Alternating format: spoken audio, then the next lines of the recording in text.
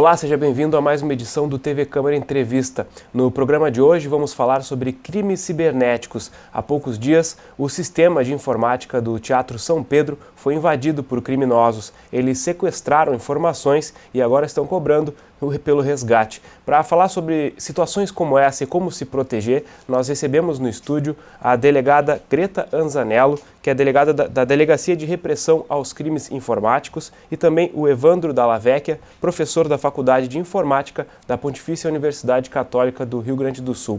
Bom, muito obrigado pela presença de vocês no programa de hoje para trazer informações, para o nosso telespectador a respeito desses crimes que acontecem por meio virtual. Bom, a primeira pergunta que eu vou fazer é para a delegada. Delegada, qual que é a frequência desse tipo de crime e como que ele se configura? Esse crime está acontecendo, está se tornando mais frequente esse ano. Do ano passado para cá já tem alguns registros. Em torno de um registro de ocorrência por semana chega na delegacia. Claro que tem todos os outros casos em que as pessoas são vítimas e que não trazem, não chegam a registrar a ocorrência. Então, eu imagino que o índice desse tipo de crime seja maior, mas a gente tem na delegacia aproximadamente um registro por semana. Uhum. E como é que funciona esse crime, por exemplo, do Teatro São Pedro? Como é que os criminosos agem e como é que as empresas, as pessoas são lesadas?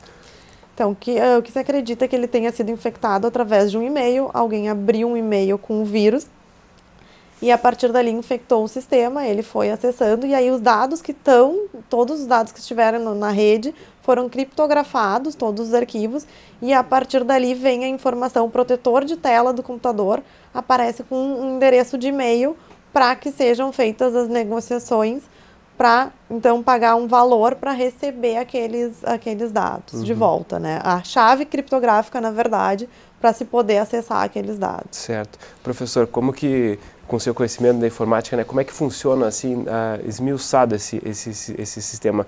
Questões que criptografia, talvez o telespectador não tenha conhecimento de que são esses dados, né? Eu pedia para o senhor explicar de uma forma bem elucidativa, né, a respeito de como é que funciona esses tipos de crime. Bom, a criptografia ela se baseia em funções matemáticas complexas, então demora muito para executar tanto a criptografia como a abertura, a decriptografia, e ou tu sabe a chave correta, que geralmente para gerar uma chave tem uma senha, ou tu não consegue abrir. Se alguém não sabe a chave e tenta a quebra dessa senha, digamos, ele pode levar de 1, 2 anos, 100 anos, 1 milhão de anos. Porque depende de quantas possibilidades de chave existem, tá? E com certeza esses criminosos utilizam umas senhas grandes e se tu começa por força bruta a tentar quebrar essa senha, todas as possibilidades, 1, 2, 3, 4, A a Z, de 1 a tamanho 30 a senha, com certeza isso leva muito tempo. Uhum. Então os criminosos se aproveitam de vulnerabilidades nas máquinas ou nas pessoas. Nas máquinas, se tu usa um sistema antigo, por exemplo, e alguém descobre, ele tem como acessar de forma fácil. Se é uma pessoa, por e-mail, por exemplo, diz que tem alguma notícia atraente das Olimpíadas e manda clicar em um link, a pessoa clica, executa e é infectado. Uhum. No momento que é infectado, daí, como a delegada falou, os arquivos todos são protegidos e só o criminoso sabe como desproteger eles. Existem vários tipos de ataques. O que está mais na moda ultimamente é esse, de criptografar os dados e depois um sequestro dos dados, depois pede uma senha para poder liberar. Uhum. Delegada, como é que é esse resgate? A senhora comentou em outras entrevistas que a gente já deu uma pesquisada a respeito dos bitcoins, né? Que acabam até dificultando na investigação. Como é que é essa questão dos bitcoins e o pagamento desses resgates? Então, eles pedem que o criminoso pede que o resgate seja pago em bitcoins, que é a moeda virtual. E ele na própria negociação que acontece por e-mail, ele já orienta como deve ser feita a compra desses bitcoins. Então ele dá o valor em dólar, normalmente, ou em euro, normalmente uma moeda estrangeira, tantos dólares ou tantos euros em bitcoin. E já orienta, então, como é feito para ser comprado, e depois existe uma chave, que eles chamam de carteira, uma senha de letras, né, uma sequência de letras e números, onde deve ser, então, para onde deve ser transferido o valor em bitcoins. Uhum. Professor, por ser uma questão internacional, esses bitcoins, a própria internet, ela é uma ferramenta global, né? É possível e provável que esses criminosos sejam de fora do Brasil, por exemplo, esse do caso do Teatro São Pedro, e entre outros casos, é possível que sejam criminosos de fora do Brasil? Possível mas não dá para garantir. Mesmo que eles enviem um e-mail em inglês, espanhol, eles podem ser brasileiros. Uhum. Tá? E essa questão do Bitcoin, ela não é rastreável, porque toda transação é criptografada, ela não tem um servidor central, então a gente chama de peer-to-peer, assim como funcionam alguns jogos. Então, se tem 1 milhão de máquinas, eu consigo falar de uma com outra diretamente, sem um servidor central. Uhum. Não teria como investigar, por exemplo, um servidor central, que é um caso de servidor de e-mail. O servidor de e-mail é central, tem como pedir informações para um Google, Hotmail, outro provedor. Mas Bitcoin é direto, ponto a ponto, não tem como investigar um central. A gente conversava aqui antes de entrar no ar que esse crime de receber o e-mail e cair nessa armadilha, acabar clicando no link, é o mais comum.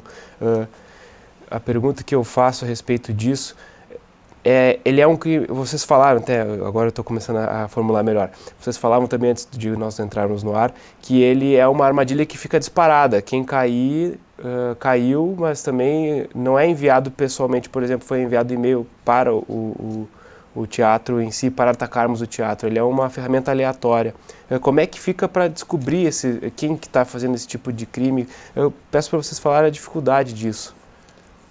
É bem complicado, até como a gente vinha conversando, provavelmente quem está fazendo isso está mascarando a sua identidade na internet. Cada vez que eu me conecto à internet, eu recebo um número de protocolo. E normalmente quem faz isso mascara. Então a gente tem que, no primeiro momento, tentar identificar qual é esse número e a partir daí verificar se ele é autêntico ou se ele foi mascarado. E pode ser uma pessoa aqui no Brasil e vai me apontar que está na Dinamarca, por exemplo, aquele endereço, né, protocolo de internet, o IP que a gente chama, endereço IP. Certo. Vamos supor assim, o e-mail ele é disparado e fica rodando, pessoas vão recebendo, quem cair acaba sendo infectado. Mas como é que esse criminoso tem o conhecimento? Quem é esse criminoso, do professor? Pedi para esse professor explicar que tipo de conhecimento esse criminoso tem para fazer esse tipo de ataque. Olha, pelas pesquisas, tem desde o criminoso menor de idade, que tem muito tempo ocioso, pesquisa muito na internet, e a gente chama que ele segue receita de bolo. Ele pega lá um passo a passo de como fazer, consegue listas de e-mails de 1 milhão ou mais de endereços, de alguma forma consegue fazer com que alguma vítima caia nesse golpe, às vezes um golpe de abrir a máquina para acesso. Ele invade essa máquina, por exemplo, e a partir dessa máquina dispara outros e-mails para milhões. Então, se a investigação verificar o e-mail origem, pode chegar, por exemplo, numa máquina de uma outra vítima.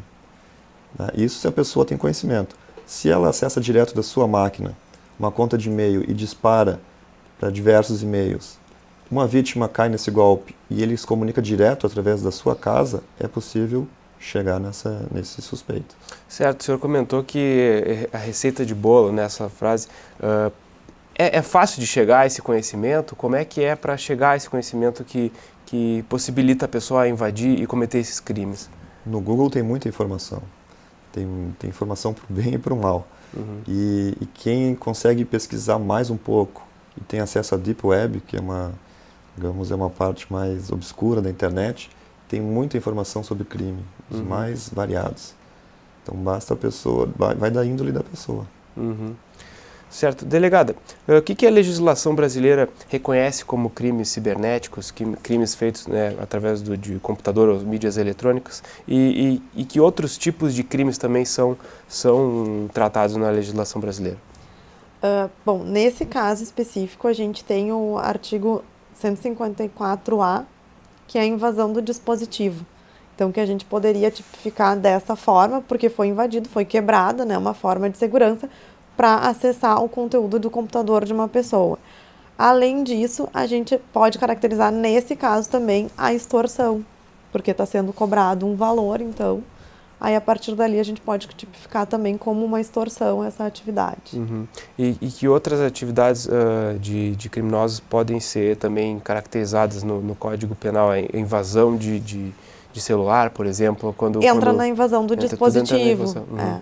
Na verdade, uma gama bastante grande de crimes pode ser praticada através da internet, né? Uhum. Que a gente vê muito quando as pessoas pesquisam qual é o crime da internet, mas por exemplo, uma difamação, se ela não é um outro crime porque foi praticada através da internet, vai se caracterizar, ainda que tenha sido feita, por exemplo, utilizando uma publicação numa rede social. Então, diversos crimes que não são específicos da internet, eles podem ser caracterizados quando praticados através da internet. Certo. E as punições aí são as mesmas de... São as mesmas punições. Uhum. Claro, existem esses crimes como a invasão do dispositivo que é próprio, mas outros crimes podem ser praticados através da internet.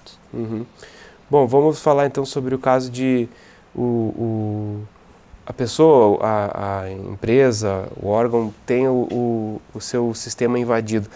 Como que ele deve agir, como ele deve acessar a delegacia, que serviços que vocês conseguem disponibilizar para essa vítima? Então, no primeiro momento, a vítima tem, se for alguma coisa que dê para dar um print screen da tela, alguma coisa assim, se houver uma troca de e-mails, o que nos traga esse endereço de e-mail que foi utilizado nessa troca de e-mails, procurar a delegacia para registrar a ocorrência. A partir daí a gente vai analisar o caso, cada caso vai ter, então, vai ser dado um encaminhamento. Uhum.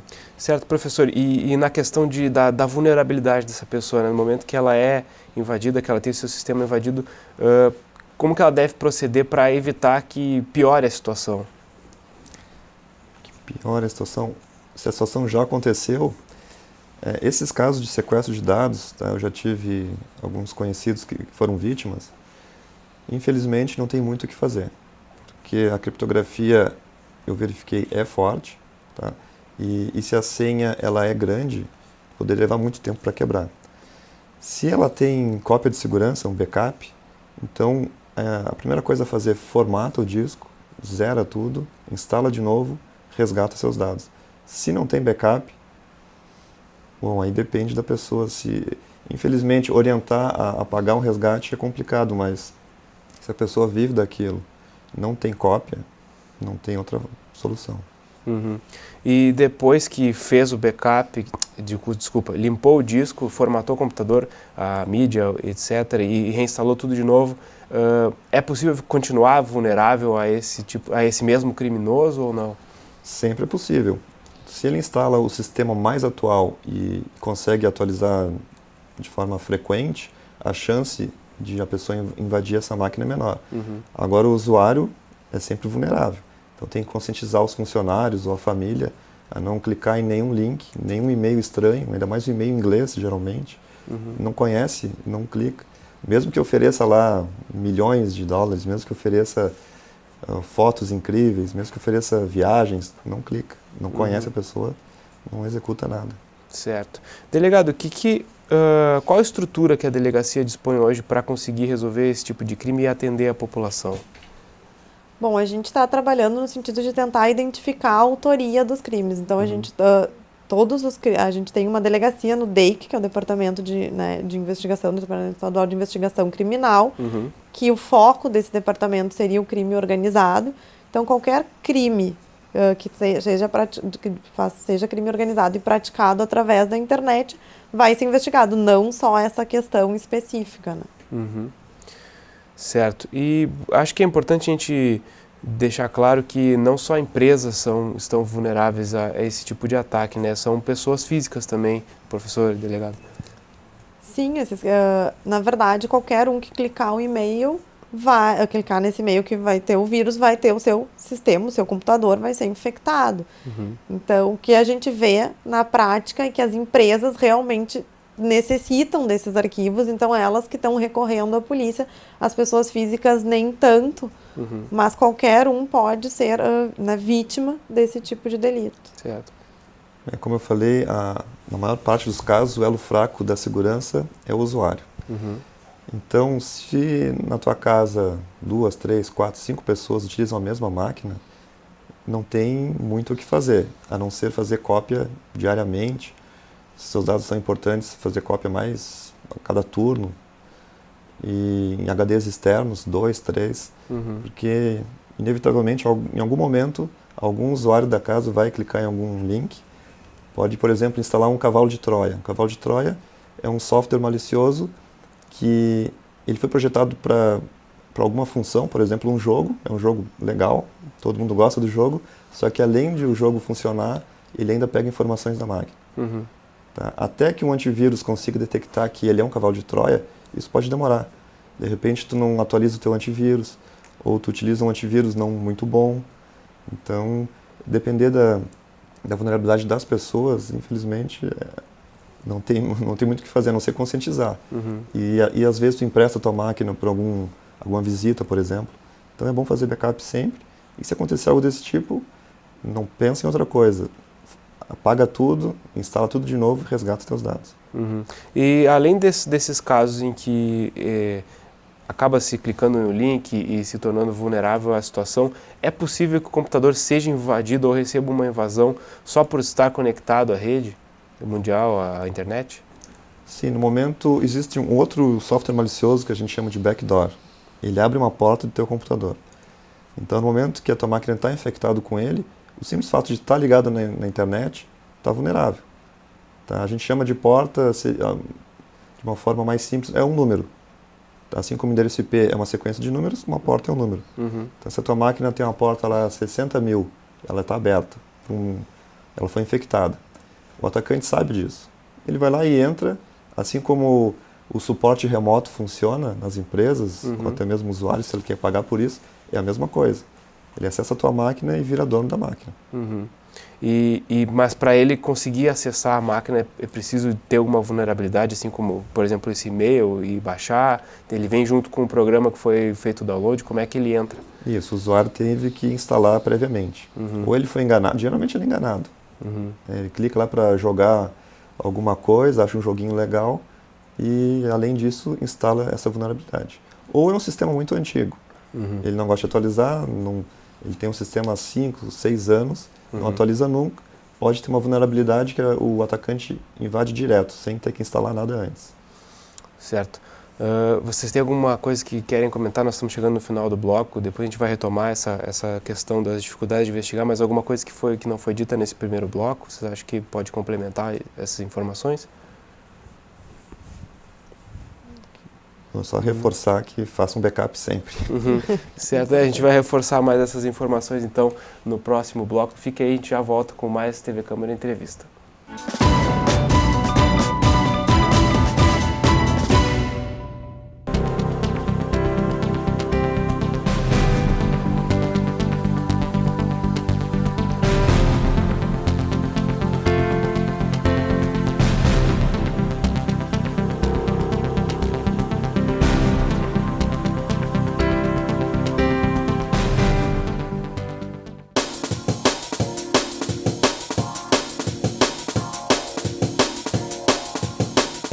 O Teatro São Pedro foi fundado no dia 27 de junho de 1858. Localizado junto à Praça da Matriz, no centro de Porto Alegre, logo o espaço se transformou num polo artístico, social e político na cidade.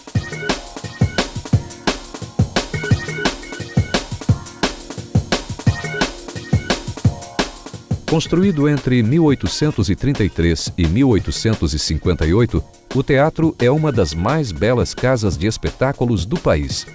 A arquitetura é de estilo barroco português, decorada com veludo e ouro.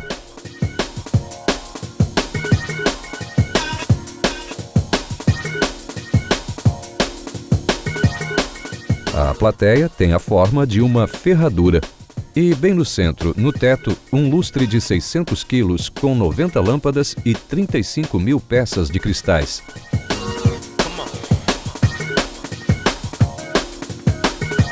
Em abril de 1973, o teatro foi fechado para a reforma.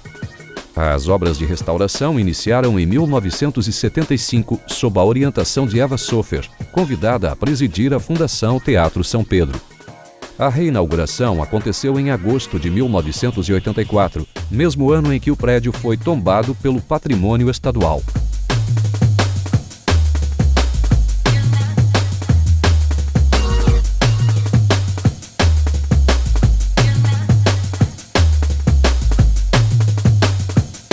Nestes quase 150 anos, o Teatro São Pedro já foi palco dos mais importantes espetáculos assistidos na capital gaúcha.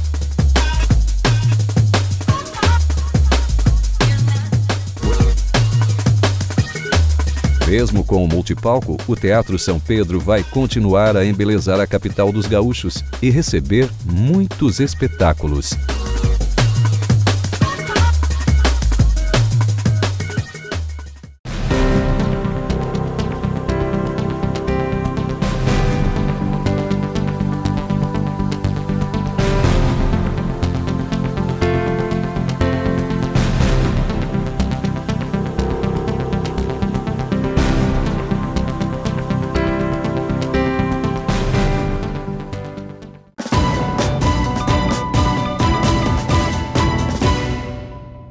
Estamos de volta com o TV Câmara Entrevista, lembrando que hoje falamos sobre crimes cibernéticos e para isso a gente recebe aqui no estúdio a delegada Greta Anzanello, que é da Delegacia de Repressão aos Crimes Informáticos, e também o professor Evandro Dalla Vecchia, que é professor da Faculdade de Informática da PUC aqui do Rio Grande do Sul. Bom, professor, no primeiro bloco o senhor comentou bastante a respeito de como as pessoas e as empresas devem se proteger desse tipo de crime, evitar links que são de procedência duvidosa, e-mails duvidosos. E comentou na questão de que as pessoas devem ter o hábito de guardar os dados em HDs externos e manter esses dados sempre, fazer backups recorrentes. A pergunta que eu lhe faço é a questão de qual que é a opção mais segura? É o HD externo ou, de repente, um espaço numa nuvem? Qual que é o caminho mais seguro? Bom, eu indico fazer os dois. Faz backup no HD externo e contrata algum serviço de armazenamento na nuvem. Ou contrata ou tem alguns serviços gratuitos. É bom pesquisar qual seria a melhor empresa para armazenar os dados na nuvem, porque nuvem nada mais é do que algum espaço de armazenamento que foi utilizado nos Estados Unidos, ou no Brasil, ou em qualquer lugar do mundo. A questão é a credibilidade que a empresa que te oferece o serviço tem. Uhum. E é interessante essa questão da nuvem, porque eu consigo compartilhar uma pasta no meu computador, tudo que eu coloco ali vai para a nuvem automaticamente. No momento que algum atacante desse exemplo do Teatro São Pedro invade ou envia alguma isca, a pessoa morde essa isca, instala lá o programa que criptografa os dados, ele vai criptografar só o que está no HD da máquina. Aquilo que está na nuvem, não. Então, se tu formatar a máquina, instalar de novo esse sistema que faz a ligação com a nuvem, e colocar teu usuário e senha, ele vai resgatar tudo que estava na nuvem de volta para o teu computador. Uhum. Tá? Mesmo assim, esse processo pode demorar algumas horas e se a urgência é grande, é importante também ter um HD externo ou outra mídia que armazene esses dados localmente. Certo, a única forma de perder então os dados da nuvem seria os atacantes atingirem o servidor onde está esses arquivos na nuvem, no caso, e não no usuário. Exato, e essas empresas, elas sim se preocupam muito com segurança, porque elas dependem disso. Se sai alguma notícia que a empresa foi invadida e dados de clientes foram copiados, a credibilidade deles vai cair e eles vão perder muitos clientes. Uhum. Então eu confio que eles investem muito em segurança, em sistemas de antivírus, firewalls, criptografia deles mesmo. Então, claro, é bom pesquisar qual das empresas ou quais das empresas poderia colocar os dados na nuvem. Uhum. No primeiro bloco o senhor comentou das pessoas terem sempre os sistemas de antivírus bastante atualizados e o próprio sistema operacional da máquina atualizado. Como que isso ajuda a dificultar o acesso por atacantes? Bom, os sistemas operacionais são feitos por seres humanos. Diversos programadores, centenas, milhares de programadores desenvolvem o Windows, o Linux, o Android, iOS. Então, obviamente, sempre vai ter falha. No momento que as falhas são descobertas, a gente chama de patches, atualizações são realizadas e hoje em dia, geralmente, os sistemas automaticamente baixam as atualizações. Só não vai baixar se tu for teimoso e colocar não quero baixar. Bom, se tu mantém o sistema atualizado, é uma vulnerabilidade a menos. Sistemas antivírus, existem centenas.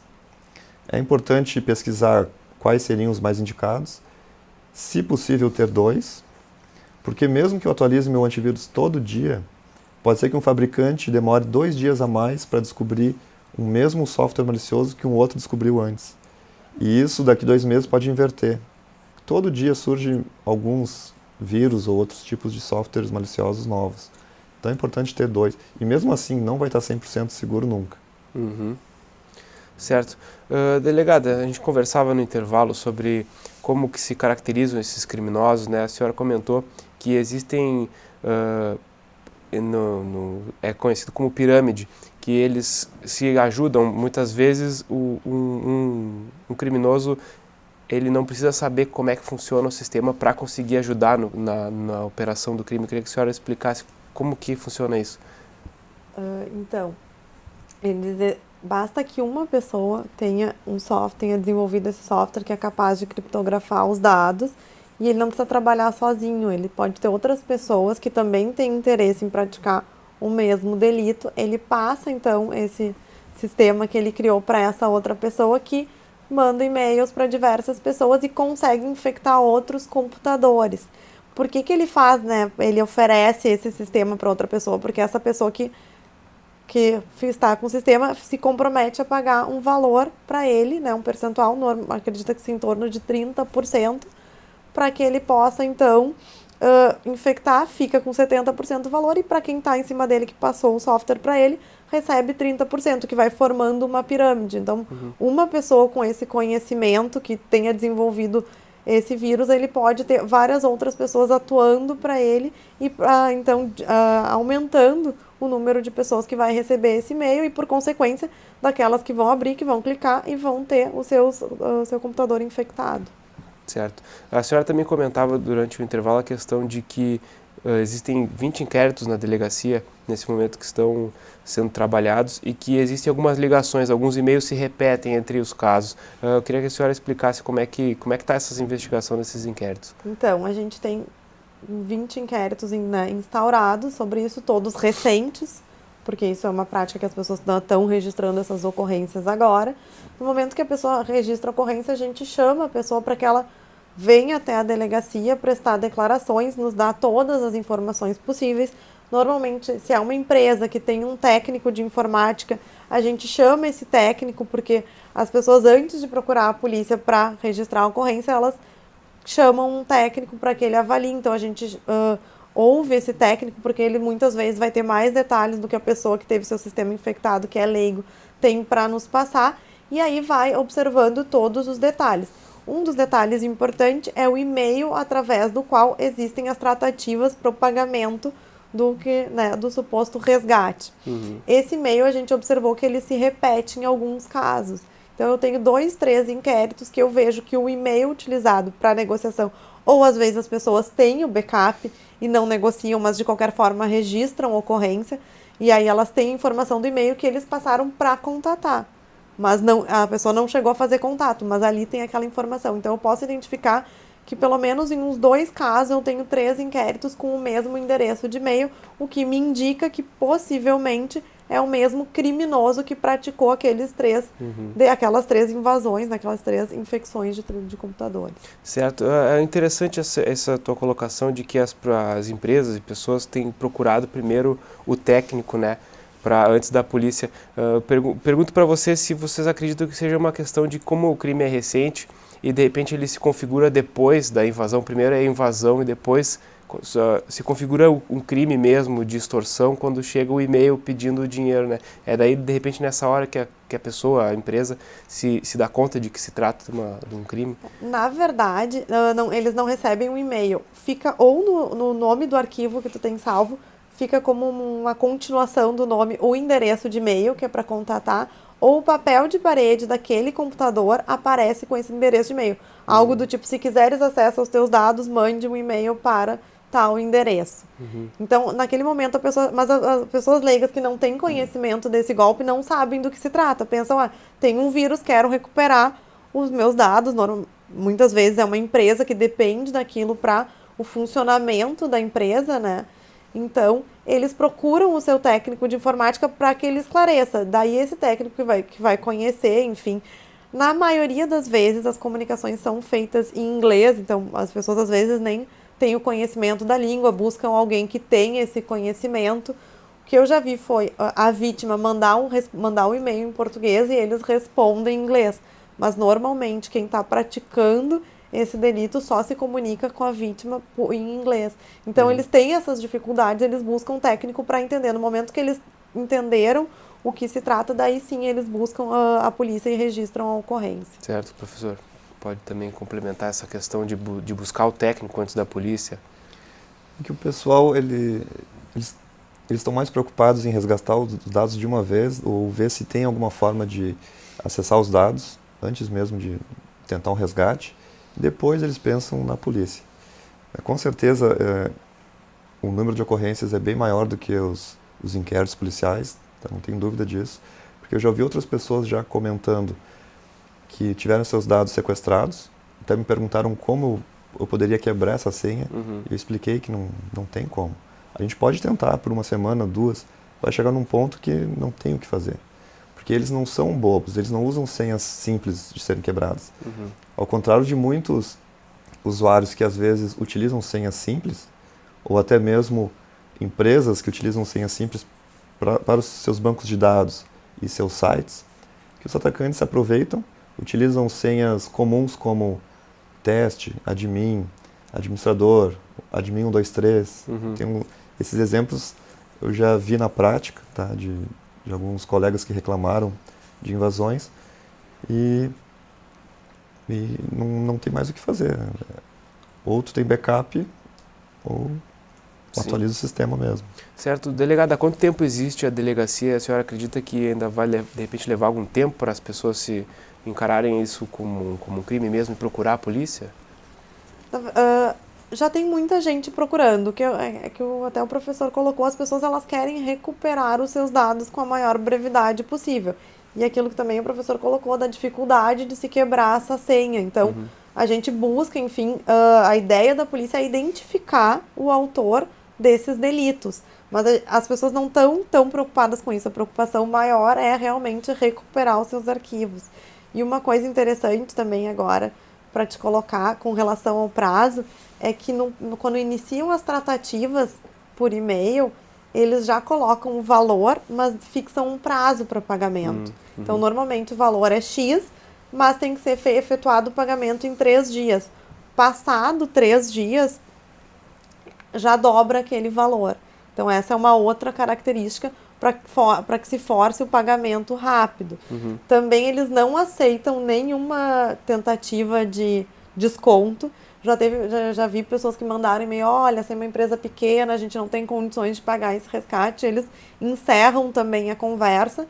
E também a questão de que eles não aceitam o pagamento de outra forma a não ser por bitcoins. Então, tem esse detalhe todo na negociação que é interessante de dizer. Se a pessoa for lá e dizer, eu te pago em dinheiro, não tenho como comprar o bitcoins, não sei como fazer isso, naquele momento eles vão encerrar a negociação e não vão mais fazer essa negociação. Certo. E vocês acreditam que a tendência é que se aumentem esse tipo de crimes? Ela está num primeiro momento que as pessoas estão desconhecendo, eu sinto agora um aumento, mas eu acredito que no momento que as pessoas conhecerem e começarem a se proteger e que não houver mais, se tiverem backups, enfim, e não houver mais o pagamento de resgate, essa modalidade ela está numa subida, mas acredito que não vai ser, né, vai haver um período e depois as pessoas vão conhecer, vão saber lidar com isso e aí não vai mais ocorrer tantos casos. Certo. O senhor também dá a sua opinião, professor? Eu acredito que conforme as notícias deste último ano, as empresas com certeza vão realizar mais cópias de segurança, vão colocar seus dados na nuvem, enfim, vão ter alguma forma de se proteger. Os usuários, de modo geral, eu não acredito muito, porque o pessoal só acredita quando acontece no seu computador. Mas a empresa tem muito mais a perder. Claro que os usuários muitas vezes têm fotos de filhos, têm muitas informações que não querem perder. Mas também não querem pagar 5, 10 mil reais, depende de quanto é o resgate. Então tudo depende. A gente sempre fala na segurança da informação que toda informação tem o seu valor. Claro que o valor para uma empresa, ainda mais se for uma empresa grande, é muito maior que os seus dados pessoais. Então tudo depende de quanto está disposto a pagar, e as empresas com certeza vão se proteger mais com esse monte de notícias nesse assunto. Certo. Professor, uma dúvida que é bastante recorrente, bastante pessoas pensam que os sistemas operacionais, por exemplo, o Windows, ele é menos seguro que outros, como os sistemas da Apple e Linux de código aberto. Isso é um mito ou é verdade? O Windows ele é um sistema mais vulnerável do que os outros? O que eu posso dizer é que os sistemas de código aberto têm um lado bom e um lado ruim.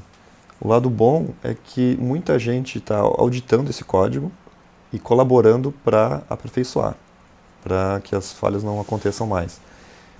E o ruim é que os crackers também analisam esse código. Então, se ele conseguir descobrir a falha antes mesmo de outros desenvolvedores, ele pode explorar essa vulnerabilidade. Já os de código fechado, como por exemplo o Windows, as pessoas não podem analisar o código. Só os programadores da Microsoft conseguem analisar. De novo, tem um lado bom e um lado ruim. Não tem muita gente auditando para ver se tem alguma falha, porém, se a falha acontece, geralmente demora um pouco mais tempo para a Microsoft atualizar esse software. E aí aquela questão, qual é mais vulnerável? Eu diria que não tem como saber isso, mas tem como saber qual sistema é mais utilizado no mundo. E com certeza os crackers e os desenvolvedores de vírus e outros tipos de softwares maliciosos vão explorar esse mais utilizado, porque eles querem um retorno maior. Seria basicamente essa visão que eles têm. E os ataques não são direcionados por sistema operacional. Por exemplo, o e-mail às vezes o usuário recebe um e-mail com a isca ali para cair, e se ele abrir o e-mail que está com um vírus para um sistema operacional e se ele abrir ele num outro sistema operacional, ele não fica vulnerável? Tem essa diferença ou não? O e-mail é único e pega todo mundo? Como quem envia os e-mails, eles pegam uma lista de milhões de e-mails, eles nem sabem que sistemas as pessoas têm. Simplesmente envia. Agora, se eu tenho um sistema Linux, recebi um e-mail com um vírus que só funciona em Windows, eu nem vou ser infectado. Eu posso clicar, tentar executar, ele nem vai ser executado. Então é pura sorte ou azar de quem está enviando ou quem está recebendo. Certo. No primeiro bloco o senhor comentou a respeito de como essas informações são disseminadas na internet.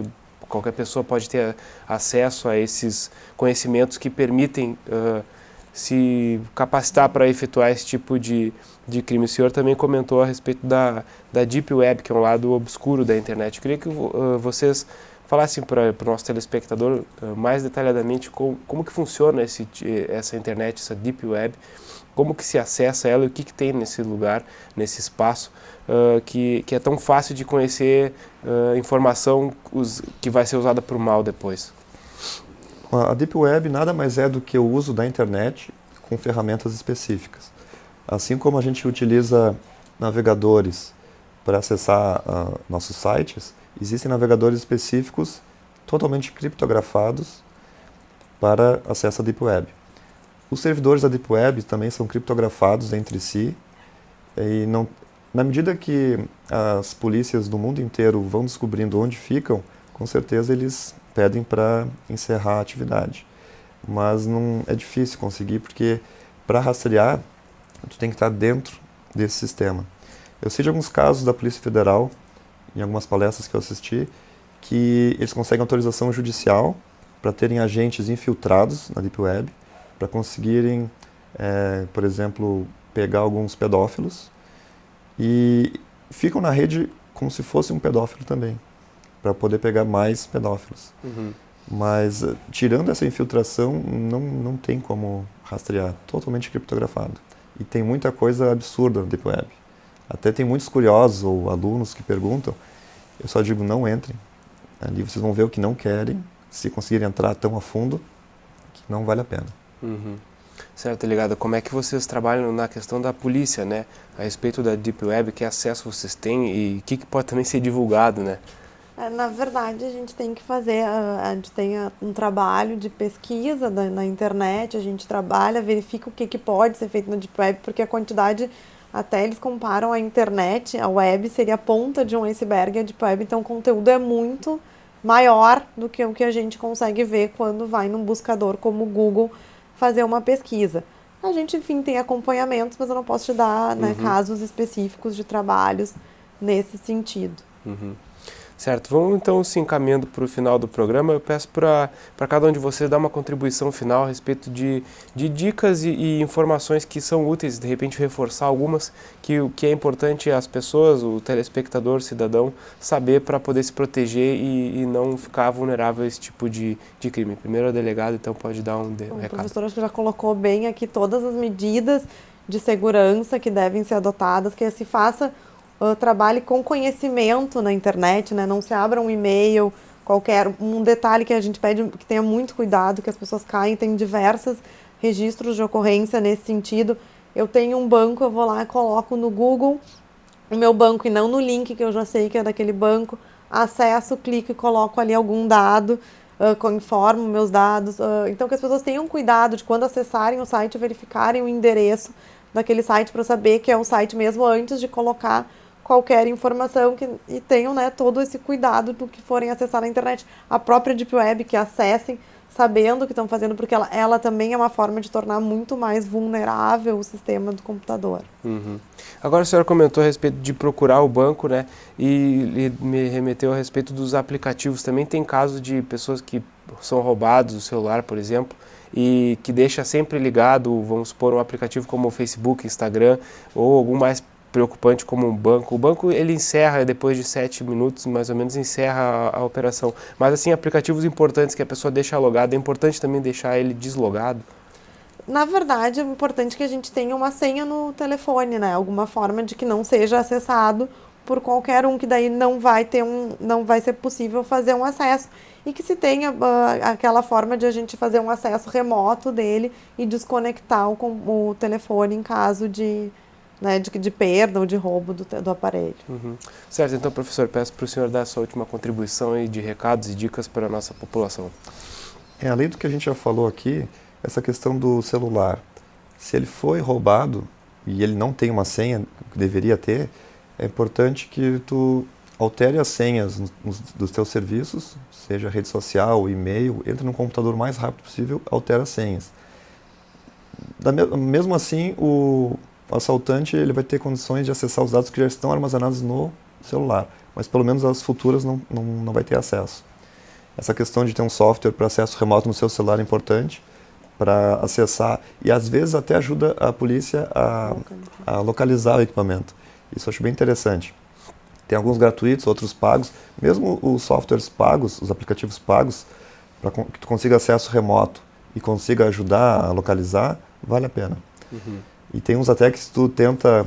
Um colega meu teve o celular furtado e ele tinha um aplicativo que após umas duas, três tentativas de senha erradas, tirava uma foto da pessoa. E ele recebeu por e-mail essa foto. Publicou no Facebook, descobriu que tinha sido um funcionário de uma festa que ele foi e resolveu. Tá? Isso é importante. Outra coisa, na máquina em casa, como eu falei antes, pode ter 2, 3, 5 usuários. É importante que aquele que tem mais conhecimento de informática na casa, ele acesse como administrador do computador e que crie usuários para cada um sem a função de administrador. Então, por exemplo, tem um filho lá de 7, 10 anos. Na hora de baixar um jogo e instalar esse jogo, ele vai ter que chamar o pai, porque só o pai é o administrador da máquina, ou a mãe. Agora ele, que de repente não tem tantos conhecimentos, pode ser mais uma vítima e infectar toda a máquina. Mas se ele não é administrador, ele não consegue fazer isso. Então isso seria importante também. Certo, eu agradeço então vocês pela presença no programa de hoje para esclarecer esse assunto, né, trazer mais informações para a população que nos assiste. Agradeço você de casa que nos acompanhou em mais uma edição do TV Câmara Entrevista. Você pode continuar acompanhando o nosso trabalho no Facebook, o endereço é facebook.com/TV Câmara Poa. Nós nos vemos na próxima edição. Até lá!